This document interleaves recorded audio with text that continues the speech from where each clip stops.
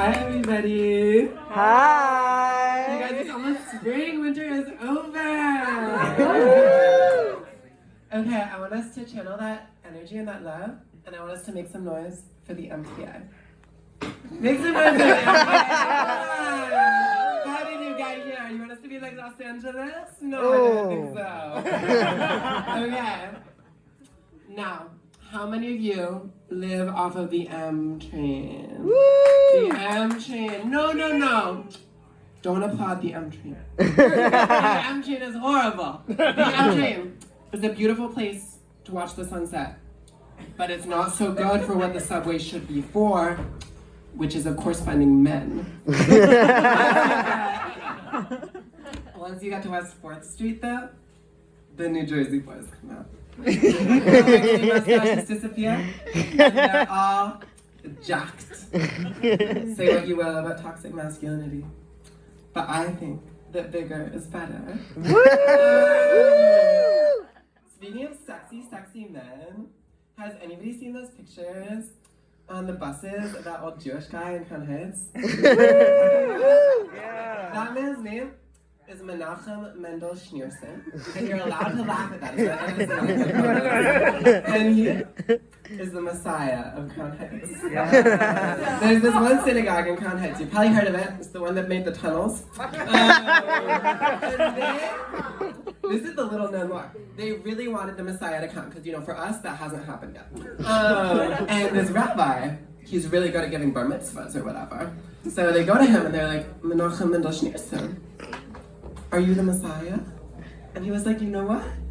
Maybe I am. It was going so well, the wait was over, finally. Until one day, he died. Which, for us, is the one thing that messiahs are not supposed to do. It's the one thing. And so they were like, it's okay, you guys. That's not his body. He's not dead.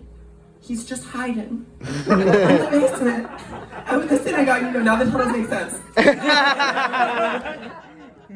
But it's gonna be okay. We're gonna put his face on a bus, and that way he'll know that it's safe to come back. I was really upset when I heard about this because I'm really good at hide and seek, but no one has ever once in my life thought I was the Messiah. They always just stop looking for me.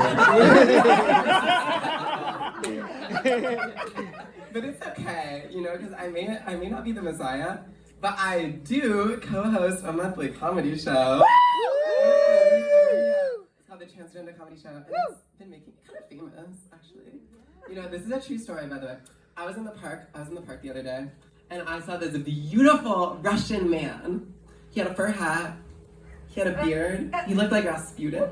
And he came up to me, and he was like, aha! You are the TS Jewess, are you not? And I was like, that's what Russian people sound like. I was like, yes, I am the international heartthrob Aviva girl at your service. And he was like, oh, you are very pretty, like starving women in Siberia. But you are transgender, no? And I was like, fuck, I knew I should have worn more makeup today. I gotta be honest, I am transgender. And he was like, no, pretty lady, it's okay. I'm a modern man. Transgender women are women. And they have cocks, even better.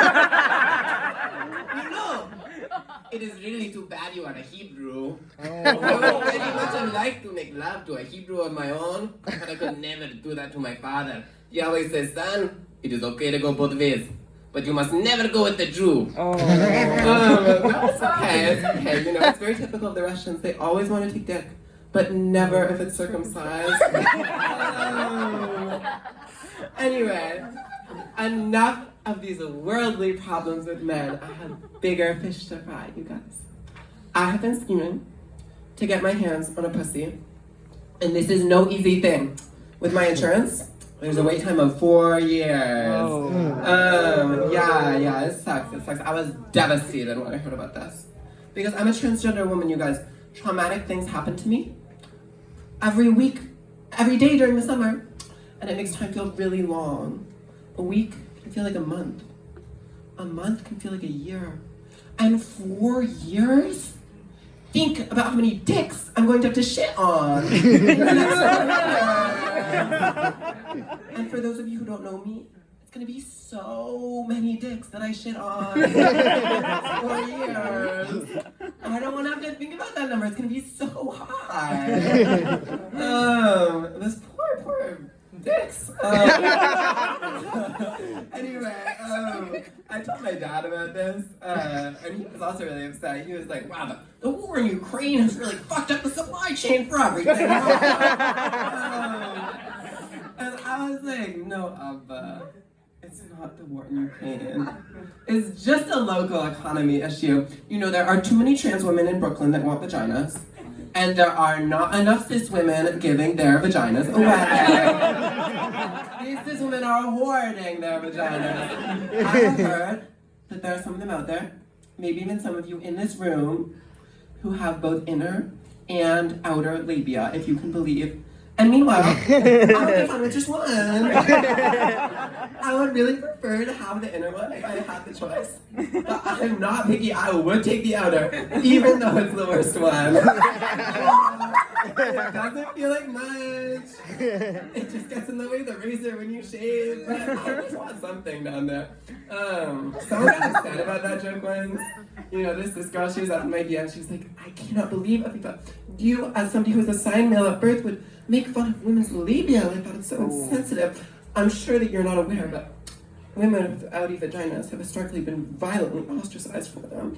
And I was like, girl, I know, I have the most outy vagina of them all. As a matter of fact, I have been violently ostracized for them. I love cis women though. They've given us so much. They've given us brand new Melville. They've given us daytime television. And it was so sweet of them to let us rip off their skin and wear it. They've been so stingy with the vagina. I got in trouble for that joke too. You know, people say, Aviva sounds like Lambs is so transphobic. But when I saw that movie as a kid, it was an amazing representation for me. I was like, estrogen is hard to come by. But these women are everywhere. And they all have so much skin. You guys all have so much skin. More than you could possibly know what you're doing. Anyway, sorry, I'm almost done. My aunt, she really wants me to have Jewish children. She found out I was dating a non-Jewish person a while back, and she got really upset. She called my mom. She was like, oh my god, how's Aviva going to give birth to Jewish children? She's stepping a goy. We lost so many people in the Holocaust. We need to give birth to Jewish children. Otherwise, it's like Hitler won. And I was like, Doda, you're missing the point. I can't give birth to any children at all until the cis girl that I keep in my basement gives me her vagina. Give me 2 weeks, a hot sauce, and a little bit of glue, and then I will go up against Hitler. Anyway, I've been Aviva Pearl.